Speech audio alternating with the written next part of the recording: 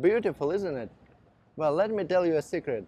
You don't have to always come to a viewpoint to make a catchy thumbnail. I'm Lazy Talking Head, and today we are talking about CTR. So normally people love to click on faces because human psychology is designed that way. We love human faces. Actually, I don't have to be here to make a thumbnail like this. I can take a picture or just download the picture from internet and put myself on that picture or anything else. There's a thing called background removal tool. This means you can separately add anything on a ready-to-use background.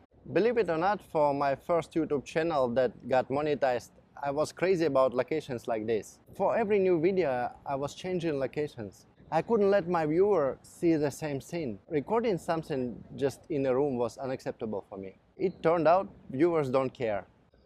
Oh, I'm just 35 but feel very old. I just climbed the stairs. Look, it's like 20 meters of stairs. My heart is beating.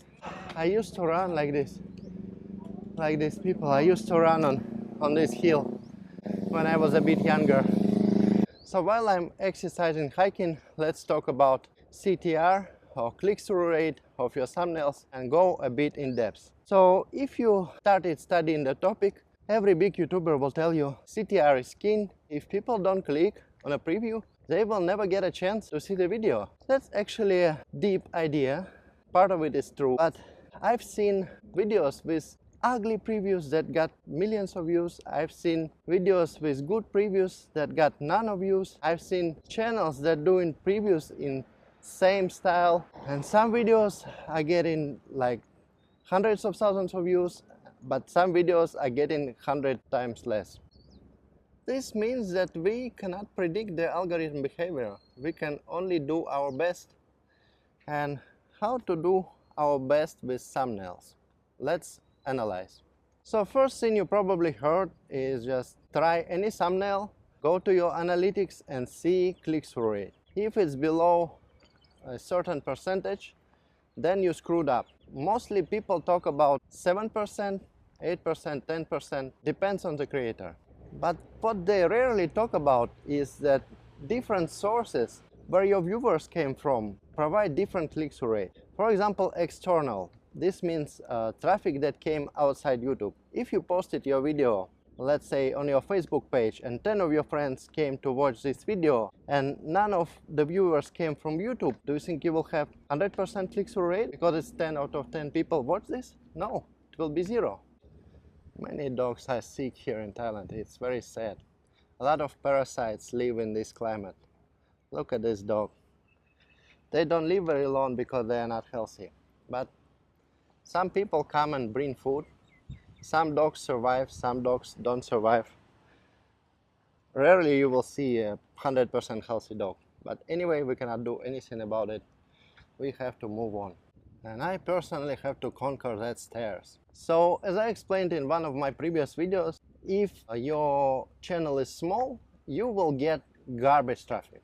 Like literally garbage traffic. Maybe some parents left tablets for the kids, and YouTube realizes something is wrong with the viewer's behavior, so it starts recommending random small channels to that viewer, for example. This is mostly suggested traffic. So there's a video viewer watching, and a sidebar on the left from video, on the right from your hand, recommends suggested videos. Yeah, all this work for nothing because the helicopter landing point is closed.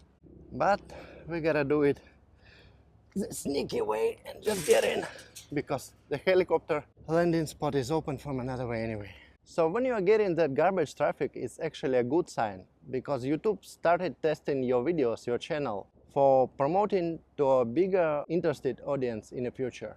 But when you get in that garbage traffic, you will get insanely low CTR of like 1% or under 1%, and engagement or viewership duration will be also critically low, because if it's kids watching your video, they probably pressed on a preview because it was like colorful, and then they don't see a cartoon, so they just click away. They press like this on their tablet, and that's basically what's going on. So many YouTubers will say that it will kill your video, but think about it. How can something that YouTube do into a video kill your video? That's called randomized testing, and actually you cannot do anything about it.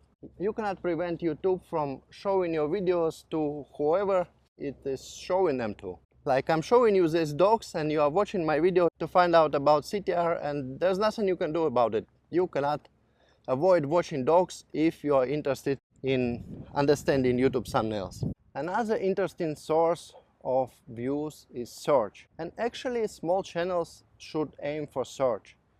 This means create topics that contain answers for somebody's questions that people often ask.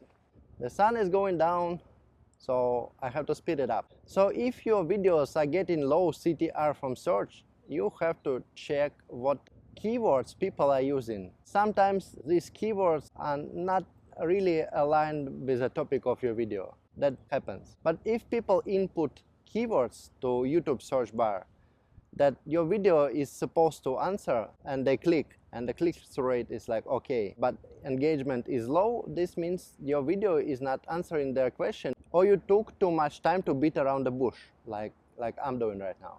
The main key to YouTube channel growth is browse traffic. So browse basically means main page. Each individual, when he or she opens YouTube, sees a new refreshed individual page with every video appears on that page being tailored to viewers' interest as good as algorithm can. That's why small channels rarely get any significant traffic from browse or from main page of YouTube. If you think about it, YouTube is working for the viewer. YouTube is not really working for you. You are a sub-product as a creator. YouTube is designed for the viewer, and main page is the face of YouTube. So if YouTube starts showing unproven videos to the main page, people will click on them and they will not be engaged. Sometimes they will not like it, so they will use YouTube less, they will watch less ads, and this means YouTube will lose revenue. So that's why every video that appears on main page is already proven, or it's coming from a proven creator with a significant subscriber base, okay? So you cannot really aim for browse when your channel has no subscribers or like 100 subscribers. You should aim for search because, as I explained, suggested is just random stuff. Mostly on my channel with 20,000 subscribers, when traffic comes from suggested, this means people watch my video and they continue watching my videos. I rarely get any suggested traffic from other channels in my niche. So now, as you understand traffic sources, let's come back to the problem of CTR. Sometimes your CTR is high, but you don't see many views. So why does that happen? It's probably the capacity of the topic, because most important is actually the topic. So the capacity of CTR topic, for example, is very small. Only people with active YouTube channels who are trying to understand why their channel is not performing and learning YouTube analytics will be interested in that topic. But if I make a funny cat video, it will have a broader appeal. More people will be interested in that. When it comes to like broad niches, the CTR is king. I started with the idea of putting your face on a preview. Well, for small channels, this doesn't actually work. I put my face on my previews to build my brand. But actually, if you think about it, nobody really knows you. So when you put your face on a channel and nobody knows you, nobody is interested to click. And if you have 0 subscribers, it's actually becoming a problem. So that's why you have to also put something catchy on your preview when you have no subscribers or less than 1,000. But when you already have a bunch of subscribers who are interested in you, the topics you provide, your videos, who already watched and liked and want more, they will recognize your face and they will immediately click, no matter of the quality of the preview. That's why you cannot directly control your CTR. Sometimes your CTR doesn't depend on you, and that's what nobody is really talking about. And it's sunset. I screwed up again.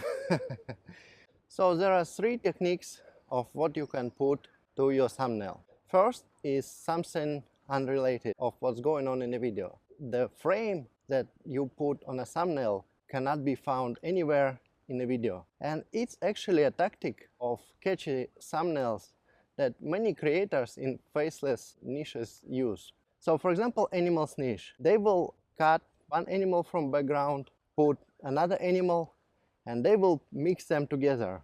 Like a polar bear fighting a tiger. That's very catchy. You've never seen a polar bear fighting a tiger. Well, that's because they live in different environments. Sadly, but that works. YouTube does not punish for that tactics. But I think it's unfair and unethical. And firstly, it's unfair to the viewer because the viewer is watching animal fighting scenes but not getting any polar bear who fights a tiger. No, it's not in the video. But if the video was engaging, the viewer, like a goldfish, quickly forgets about this. Second tactic you can find on YouTube is people using a frame from an actual video. And that's more fair to the viewer. But sometimes, or most of the times, that frame is enhanced in Photoshop or any other editing software. Let's go back to our animal niche example. So once a thumbnail started popping up in front of me every time I was opening YouTube main page. And on a thumbnail, it was a frame from a video. A snake 1 second before it eats the frog. And nothing, no catchphrases, no text, no editing, nothing. Just a frame from a video and a title. I don't remember the title. It maybe hints what's going on, maybe 1 second before or something like this. So that's actually a very interesting example because I saw that video views counter when it started popping up. It was very old video, like 5 years old, and it was like 70,000, and I didn't want to watch that video because I didn't want to see the frog getting eaten by a snake, I think. But it kept popping up every day, several days, on my main page. And last time I saw it, it had over 5 million views. It got traffic, but people who uploaded it waited 5 years. But in 6 days, after 5 years, it earned 5 million views. Because it was catchy moment from a video. People were captivated to see what will happen in the next second. And the last tactic is very simple. Everybody's doing it. Just find some nice background, cut yourself, put to the background, and add some nice text here.